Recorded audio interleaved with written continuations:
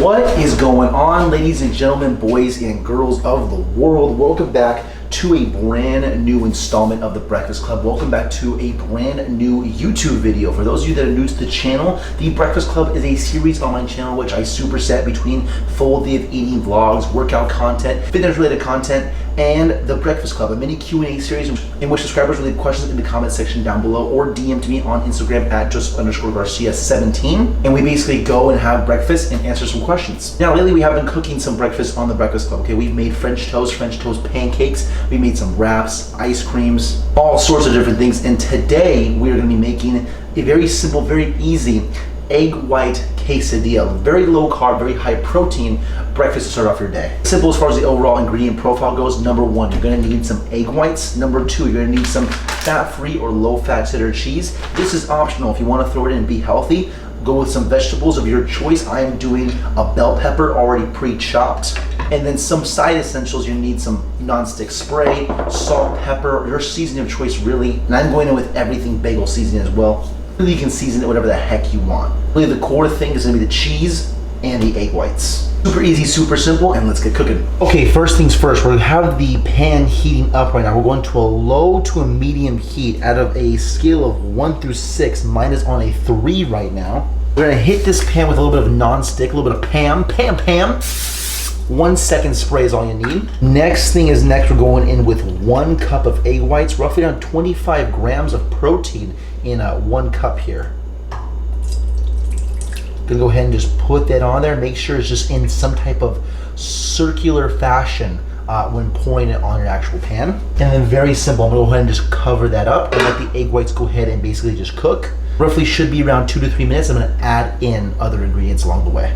Okay, so it's been relatively around 3 minutes or so, and once I take this lid off, you might get a little bit of some egg white bubbles. I go ahead and just pop those with a fork though, make sure those go down. Next, after the 3 minutes are up, I then go ahead and start adding in all my toppings. A little salt, pepper,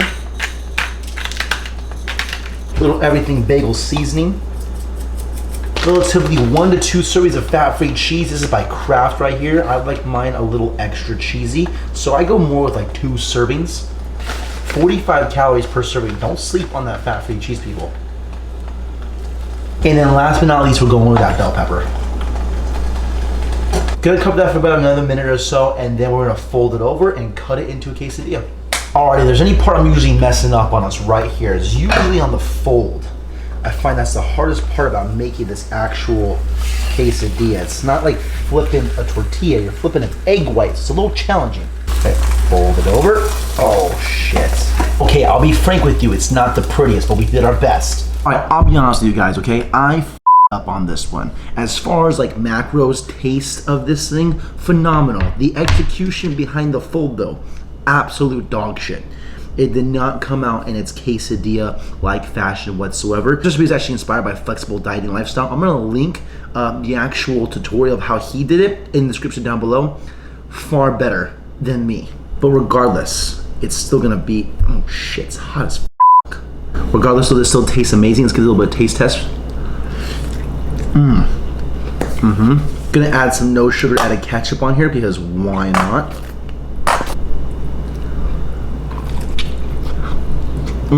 This half came out a little more quesadilla-like. That half did not.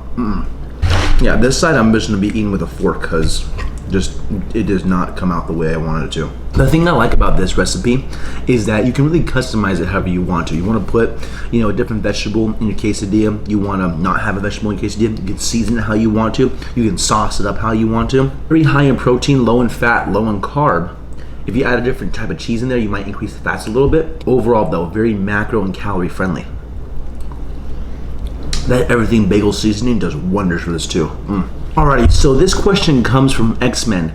Next Breakfast Club question: how to find your new maintenance calories after a cut? Actually a really good question, because as you cut, as you drop weight, as you drop body fat, depending on how your body composition changes, you know, so does your overall maintenance calories, right? Depending on your new level of activity, how you're able to move around, your non-exercise activity, thermogenesis, all that stuff gets affected by it. So your calories of which you used to maintain at before the cut might change after the cut. So really, I think there are are two scenarios here of like how to find your new maintenance calories after a cut. One, really easy example is that you might cut to a certain point of when you like are losing fat, losing weight, and you might just naturally cut down to a certain level where your body is just no longer losing weight and you're kind of just maintaining that point. Whatever calories you were eating to cut, and after your weight kind of stabilizes week to week, then that becomes your new maintenance calories basically. So let's say for example you're eating 2,700 calories to cut and you're losing like a pound a week, and then all of a sudden that pound a week turns into like half a pound per week, and that half a pound turns into a quarter of a pound, and that quarter of a pound now turns into no weight loss, and that continues week to week. That 2,700 calories that you were eating, what once allowed you to lose a pound a week, has now become your overall maintenance calories to just maintain your weight. That's one scenario how to actually kind of like find your maintenance calories, is that whatever you were cutting on, it just naturally becomes your new maintenance calories. There's another scenario in which you start cutting and you get to a certain level where you're happy with the way you are, you're happy with the way you look and how you feel, and you kind of want to just maintain from there. Calories that you were eating would still continue to lose weight over time, and you no longer want to lose weight. In that case, you would have to adjust your calories, increase them a little bit to try and find your new maintenance calories. In that case, I would look to try and increase your calories, and I would use the same process in general just to find your overall maintenance calories. So what I mean by that is, track your overall weight, track what you're eating on a day-to-day basis. Make sure you're paying attention to that median weight week to week.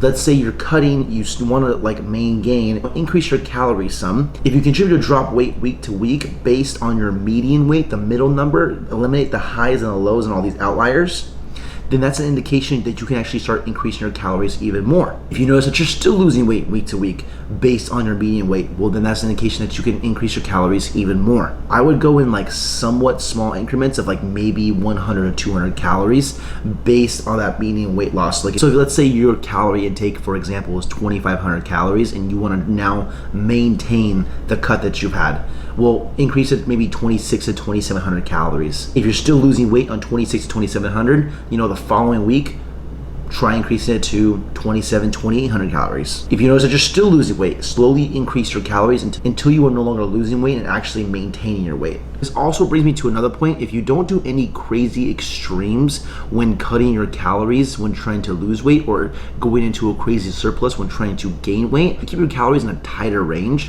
whether you're trying to gain or cut or even look to add on more weight, it's a lot easier to gauge how much you should increase or decrease your calories by. You can find your maintenance, and if you want to either gain or lose weight and you only adjust your calories by very small amounts, like 100 or 200 calories in either direction, to go back to eating a maintenance calories and finding that maintenance for yourself is going to be a lot more simpler. My recommendation in any situation, whether you're gaining, trying to add on weight, or trying to decrease weight, is to keep the calories in a tighter range. Don't go to these crazy extremes of like throwing yourself into a huge surplus when trying to bulk, or throwing yourself into a huge deficit while trying to cut either. Because then at that point of trying to find your maintenance calories, you're so far on these like spectrums that to try and narrow it down to your maintenance is going to be a lot more difficult.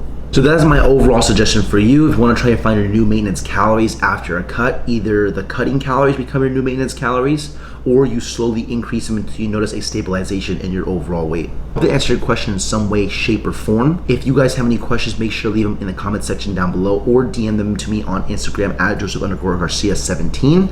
I do apologize for that crappy quesadilla flip. I'll leave Flexible Dieting Lifestyles video in the description down below if you want to check out how he makes it. He's a lot better at making those than myself. Wrapping the video up here, leave a like if you guys enjoyed, subscribe if you guys are new. It's been your boy Joe. Peace.